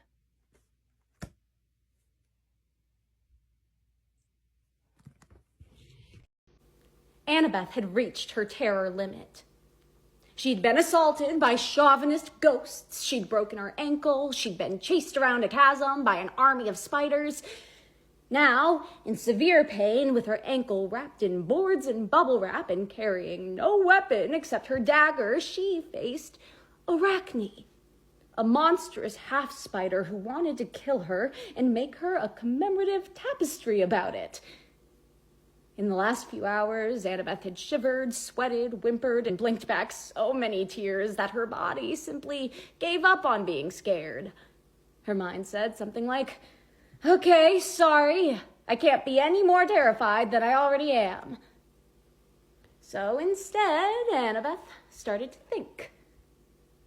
The monstrous creature picked her way down from the top of the web-covered statue. She moved from strand to strand, hissing with pleasure, her 4 eyes glittering in the dark. Either she was not in a hurry, or she was slow. Annabeth hoped she was slow. Not that it mattered. Annabeth was in no condition to run, and she didn't like her chances in combat. Arachne probably weighed several hundred pounds. Those barbed legs were perfect for capturing and killing prey. Besides, Arachne probably had some other horrible powers. A poisonous bite or web-slinging abilities like an ancient Greek Spider-Man. No, combat was not the answer. That left trickery and brains. In the old legends, Arachne had gotten into trouble because of pride. She'd bragged about her tapestries being better than Athena's, which had led to Mount Olympus's first reality TV punishment program. So you think you can weave better than a goddess? Arachne had lost in a big way. Annabeth knew something about being prideful. It was her fatal flaw as well. She often had to remind herself that she couldn't do everything alone. She wasn't always the best person for the job. Sometimes she got tunnel vision and forgot about what other people needed, even Percy. And she could get easily distracted talking about her favorite projects. But could she use that weakness against the spider? Maybe if she stalled for time, though she wasn't sure how stalling would help. Her friends wouldn't be able to reach her, even if they knew where to go. The cavalry would not be coming. Still, stalling was better than dying. Nico had just reached the ladder when a sharp pain shot up Annabeth's bad leg. She gasped and stumbled. "What is it?" Percy asked. She tried to stagger toward the ladder. Why was she moving backward instead? Her leg swept out from under her, and she fell on her face. "Her ankle!" Hazel shouted from the ladder. "Cut it! Cut it!" Annabeth's mind was woolly from the pain. Cut her ankle? Apparently Percy didn't realize what Hazel meant either. Then something yanked Annabeth backward and dragged her toward the pit. Percy lunged. He grabbed her arm, but the momentum carried him along as well. "Help them!" Hazel yelled. Annabeth glimpsed Nico hobbling in their direction, Hazel trying to disentangle her cavalry sword from the rope ladder. Their other friends were still focused on the statue, and Hazel's cry was lost in the general shouting and the rumbling of the cavern. Annabeth sobbed as she hit the edge of the pit. Her legs went over the side. Too late, she realized what was happening. She was tangled in the spider silk. She should have cut it away immediately. She had thought it was just loose line, but with the entire floor covered in cobwebs, she hadn't noticed that one of the strands was wrapped around her foot, and the other end went straight into the pit. It was attached to something heavy down in the darkness, something that was pulling her in. "No," Percy muttered, light dawning in his eyes. "My sword!" But he couldn't reach Riptide without letting go of Annabeth's arm, and Annabeth's strength was gone. She slipped over the edge. Percy fell with her. Her body slammed into something. She must have blacked out briefly from the pain. When she could see again, she realized that she'd fallen partway into the pit and was dangling over the void. Percy had managed to grab a ledge about 15 feet below the top of the chasm. He was holding on with one hand, gripping Annabeth's wrist with the other, but the pull on her leg was much too strong. "No escape," said a voice in the darkness below. "I go to Tartarus, and you will come too." Annabeth wasn't sure if she actually heard Arachne's voice or if it was just in her mind. The pit shook. Percy was the only thing keeping her from falling. He was barely holding on to a ledge the size of a bookshelf. Nico leaned over the edge of the chasm, thrusting at his hand, but he was much too far away to help. Hazel was yelling for the others, but even if they heard her over all the chaos, they'd never make it in time. Annabeth's leg felt like it was pulling free of her body. Pain washed everything in red. The force of the underworld tugged at her like dark gravity. She didn't have the strength to fight. She knew she was too far down to be saved. "Percy, let me go," she croaked. "You can't pull me up." His face was white with effort. She could see in his eyes that he knew it was hopeless. "Never," he said. He looked up at Nico, 15 feet above. "The other side, Nico! We'll see you there, understand?" Nico's eyes widened. "But lead them there!" Percy shouted. "Promise me!" I will." Below them, the voice laughed in the darkness. "Sacrifices.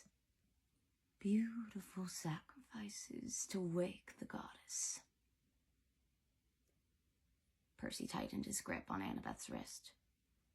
His face was gaunt, scraped and bloody, his hair dusted with cobwebs.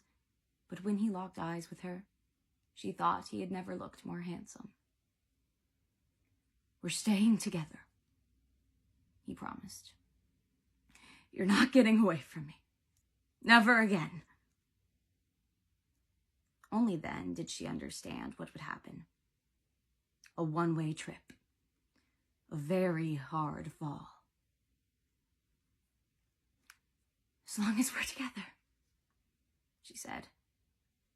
She heard Nico and Hazel still screaming for help. She saw the sunlight far, far above. Maybe the last sunlight she would ever see. Then Percy let go of his tiny ledge, and together, holding hands, he and Annabeth fell into the endless darkness.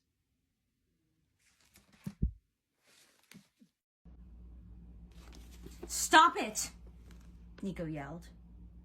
It's me you want! Leave him alone! Jason's ears rang. He was dizzy from getting smacked around. His mouth tasted like limestone dust. He didn't understand why Nico would think of himself as the main target, but Cupid seemed to agree. Poor Nico D'Angelo. The god's voice was tinged with disappointment.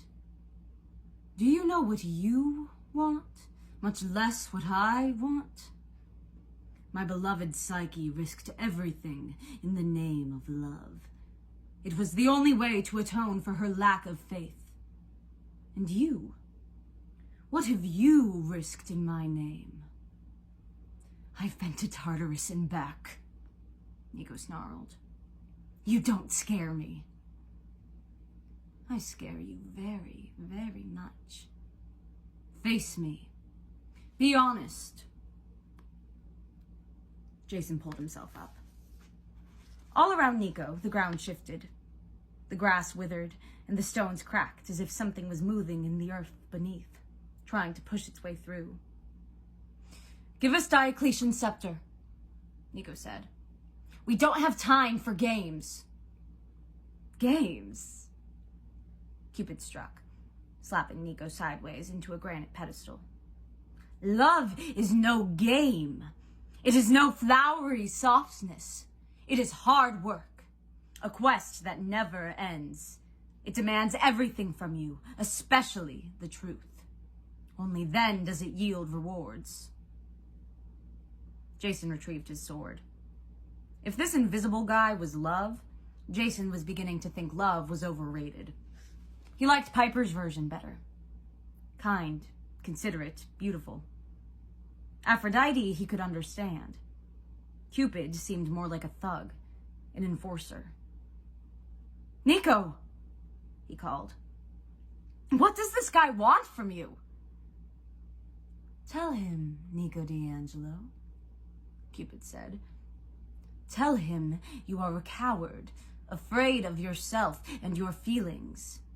Tell him the real reason you ran away from Camp Half-Blood and why you are always alone. Nico let loose a guttural scream. The ground at his feet split open and skeletons crawled forth. Dead Romans with missing hands and caved-in skulls, cracked ribs and jaws unhinged. Some were dressed in remnants of togas. Others had glinting pieces of armor hanging off their chests. Will you hide among the dead, as you always do? Cupid taunted. Waves of darkness rolled off the son of Hades. When they hit Jason, he almost lost consciousness, overwhelmed by hatred and fear and shame. Images flashed through his mind. He saw Nico and his sister on a snowy cliff in Maine, Percy Jackson protecting them from a manticore. Percy's sword gleamed in the dark. He'd been the first demigod Nico had ever seen in action. Later, at Camp Half-Blood, Percy took Nico by the arm, promising to keep his sister Bianca safe. Nico believed him. Nico looked into his sea-green eyes and thought, how can he possibly fail? This is a real hero. He was Nico's favorite game, Mythomagic, brought to life. Jason saw the moment when Percy returned and told Nico that Bianca was dead. Nico had screamed and called him a liar.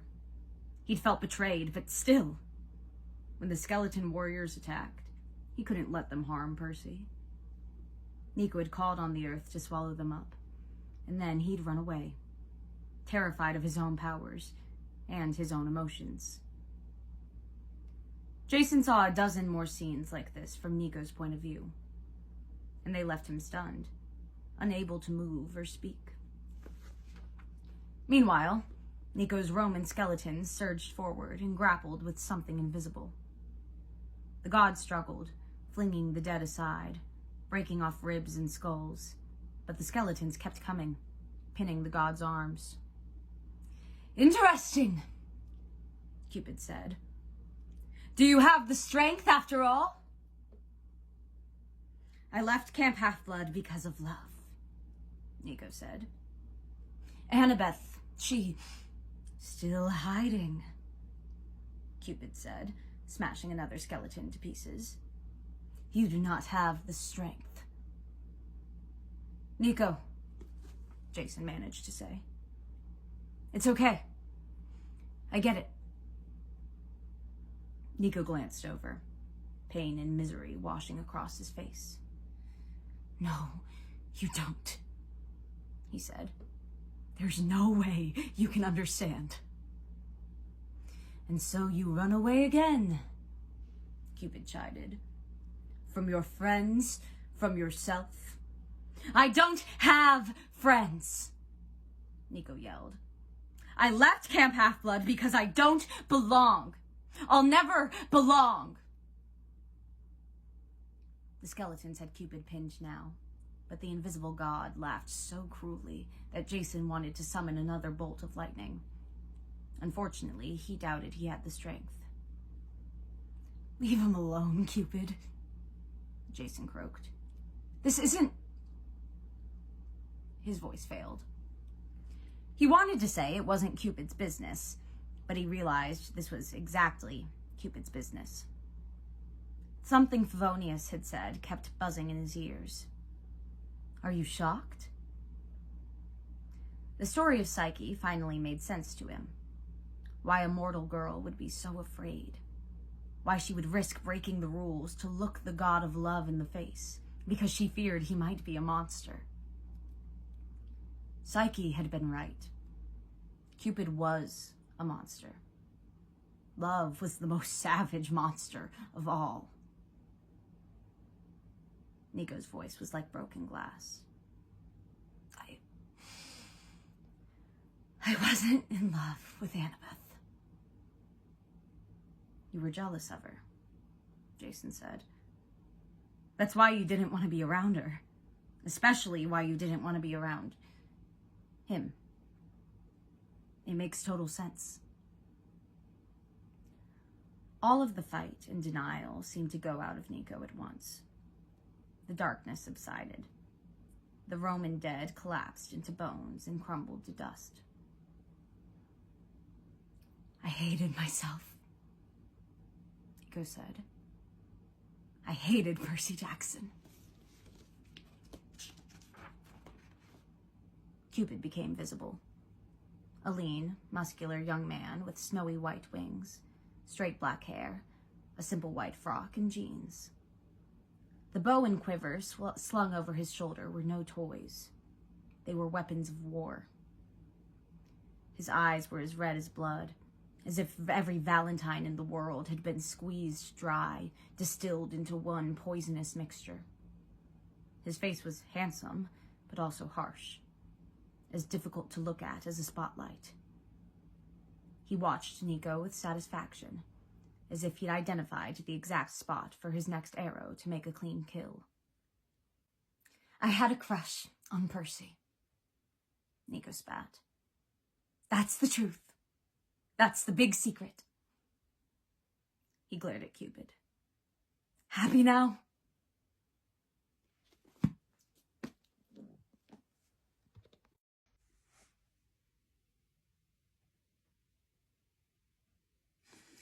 The goddess of misery was now fixated on Percy. He tried to retreat again. Unfortunately, the poison ichor was flowing all around him now, making the ground steam and the air burn. Percy found himself stuck on an island of dust not much bigger than a shield. A few yards away, his backpack smoked and dissolved into a puddle of goo. Percy had nowhere to go. He fell to one knee. He wanted to tell Annabeth to run, but he couldn't speak. His throat was as dry as dead leaves. He wished there were water in Tartarus.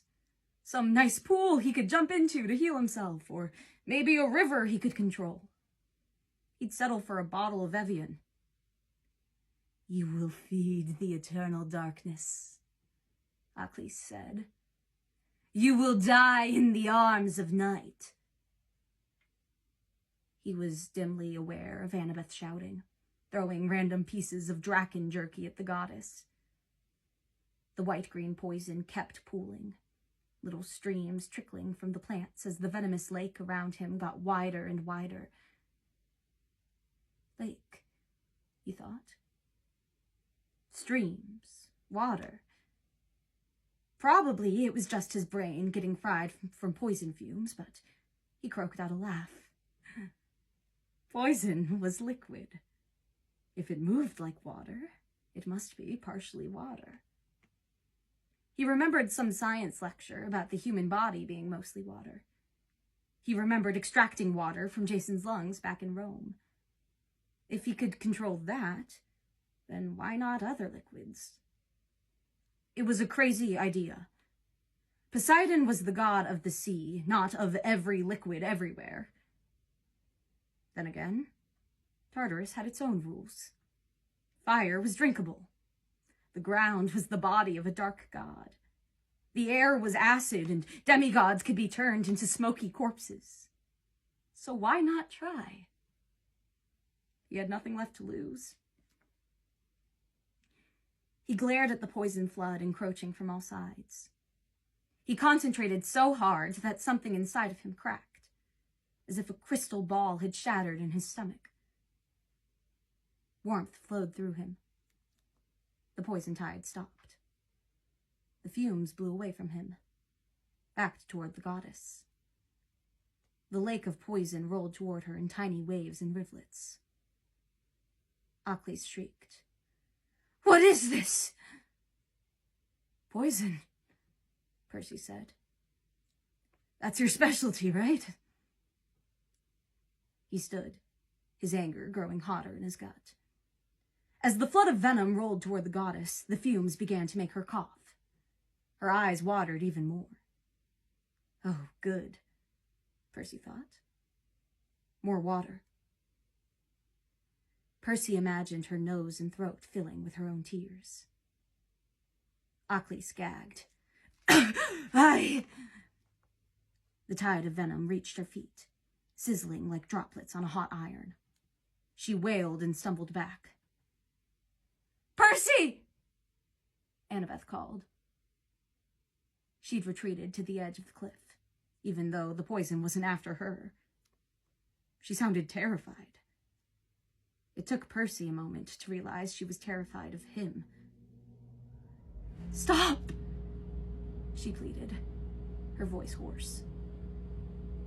He didn't want to stop. He wanted to choke this goddess. He wanted to watch her drown in her own poison. He wanted to see just how much misery could take. "Percy, please." Annabeth's face was still pale and corpse-like, but her eyes were the same as always. The anguish in them made Percy's anger fade. He turned to the goddess. He willed the poison to recede, creating a small path of retreat along the edge of the cliff. "Leave!" he bellowed. For an emaciated ghoul, Akhlys could run pretty fast when she wanted to. She scrambled along the path, fell on her face, and got up again, wailing as she sped into the dark. As soon as she was gone, the pools of poison evaporated. The plants withered to dust and blew away. Annabeth stumbled toward him. She looked like a corpse wreathed in smoke, but she felt solid enough when she gripped his arms. "Percy, please don't ever..." Her voice broke into a sob. "Some things aren't meant to be controlled. Please." His whole body tingled with power, but the anger was subsiding. The broken glass inside him was beginning to smooth at the edges. "Yeah," he said. "Yeah. Okay."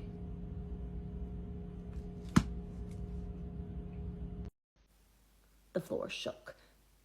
The sound of breaking stone echoed all around them. "Piper, stop!" Annabeth begged. How are you dealing with this?" The fear, the anger. Don't try to control it. That's what the temple is about. You have to accept the fear, adapt to it, ride it like the rapids on a river. How do you know that? I don't know it. I just feel it. Somewhere nearby, a wall crumpled with a sound like an artillery blast. You cut the rope, Annabeth said. We're going to die down here. Piper cupped her friend's face. She pulled Annabeth forward until their foreheads touched. Through her fingertips, she could feel Annabeth's rapid pulse. Fear can't be reasoned with. Neither can hate. They're like love. They're almost identical emotions. That's why Ares and Aphrodite like each other. Their twin sons, fear and panic, were spawned from both war and love. But I don't... This doesn't make sense. No, Piper agreed. Stop thinking about it. Just feel. I hate that. I know. You can't plan for feelings. Like with Percy and your future, you can't control every contingency. You have to accept that. Let it scare you. Trust that it will be okay anyway. Annabeth shook her head. I don't know if I can.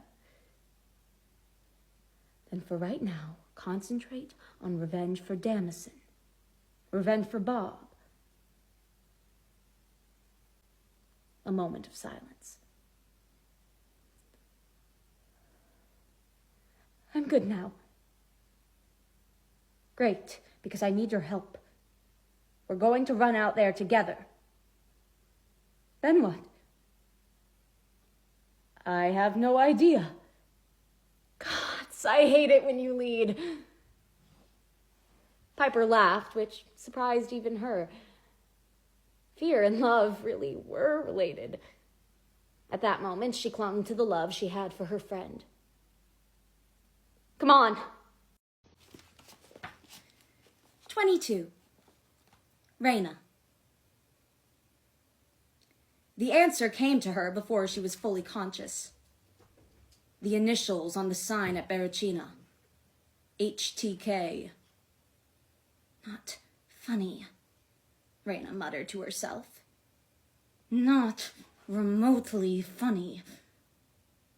Years ago, Lupa had taught her how to sleep lightly, wake up alert, and be ready to attack. Now, as her senses returned, she took stock of her situation. The cloth sack still covered her head, but it didn't seem to be cinched around her neck. She was tied to a hard chair, wood by the feel of it. Cords were tight against her ribs. Her hands were bound behind her, but her legs were free at the ankles. Either her captors were sloppy, or they hadn't expected her to wake up so quickly. Reyna wriggled her fingers and toes. Whatever tranquilizer they'd used, the effects had worn off. Somewhere in front of her, footsteps echoed down a corridor. The sound got closer. Reyna let her muscles go slack. She rested her chin against her chest. A lock clicked. A door creaked open. Judging from the acoustics, Reyna was in a small room with brick or concrete walls. Maybe a basement or a cell. One person entered the room. Reyna calculated the distance. No more than 5 feet. She surged upward, spinning so the chair legs smashed against her captor's body. The force broke the chair.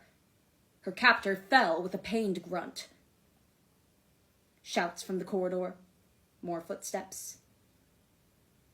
Reyna shook the cloth sack off her head. She dropped into a backward roll, pulling her bound hands under her legs so her arms were in front of her. Her captor, a teen girl in gray camouflage, lay dazed on the floor, a knife at her belt. Reyna grabbed the knife and straddled her, pressing the blade against her captor's throat. 3 more girls crowded the doorway.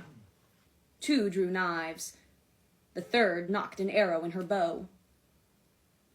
For a moment, everyone froze. Her hostage's corroded artery pulsed under the blade. Wisely, the girl made no attempt to move. Reyna ran scenarios on how she could overcome the 3 in the doorway. All of them wore gray camouflage t-shirts, faded black jeans, black athletic shoes, and utility belts like they were going camping or hiking or hunting. "You're the hunters of Artemis," Reyna realized. "Take it easy," said the girl with the bow. Her ginger hair was shaved on the sides, long on top. She had the build of a professional wrestler. "You've got the wrong impression." The girl on the floor exhaled, but Reyna knew that trick, trying to loosen an enemy's hold. Reyna pressed the knife tighter against the girl's throat. "You've got the wrong impression," Reyna said. "If you think you can attack me and take me captive, where are my friends?" "Unharmed, right where you left them," the ginger girl promised. "Look, it's 3-1, and your hands are tied." "You're right," Reyna growled. "Get another 6 of you in here, and it might be a fair fight. I demand to see your lieutenant, Thalia Grace." The ginger girl blinked. Her comrades gripped their knives uneasily. On the floor, Reyna's hostage began to shake. Reyna thought she might be having a fit. Then she realized the girl was laughing. "Something funny?" Reyna asked. The girl's voice was a gravelly whisper. "Jason told me you were good. He didn't say how good." Reyna focused more carefully on her hostage. The girl looked about 16, with choppy black hair and startling blue eyes. Across her forehead glinted a circlet of silver. "You're Thalia?" "And I'd be happy to explain," Thalia said, "if you'd kindly not cut my throat." Chapter 31. Nico. Later, they told him what happened. All he remembered was the screaming. According to Reyna, the air around him dropped to freezing. The ground blackened. In one horrible cry, he unleashed a flood of pain and anger on everyone in the clearing. Reyna and the coach experienced his journey through Tartarus, his capture by the giants, his days wasting away inside that bronze jar. They felt Nico's anguish from his days on the Argo II, and his encounter with Cupid in the ruins of Salona. They heard his unspoken challenge to Bryce Lawrence, loud and clear. "You want secrets? Here." The Spartoi disintegrated into ashes.